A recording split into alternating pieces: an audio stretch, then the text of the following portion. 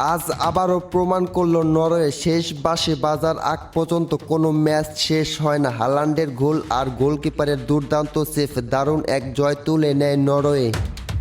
৩৯ minute পর্যন্ত দুই দলে ছিল সমান সমান, একের পর এক আক্রমণ হলেও কোনো দলই গোলের দেখা পাচ্ছিল না। ঠিক তখনই বল পায় এই নুসান, নিজের অর্ধ থেকে দুর্দান্ত গতি এগিয়ে এসে একের পর এক ডিফেন্ডারকে কাটিয়ে সবাইকে অবাক করে তিনি। এরপর মাথা ঠান্ডা রেখে নিখুঁত এক ফিনিশিং, বল জড়িয়ে যায় জালে। মুহূর্তের মধ্যে ১-০ ব্যবধানে এগিয়ে যায় নরওয়ে। এই গোলটি শুধু একটি গোল নয়, এটি ছিল ব্যক্তিগত দক্ষতা, গতি আর আত্মবিশ্বাস। অসাধারণ প্রদর্শনীয়, এমন ড্রিবলিং আর এমন ফিনিশিং দেখে ফুটবল প্রেমীরা মুগ্ধ।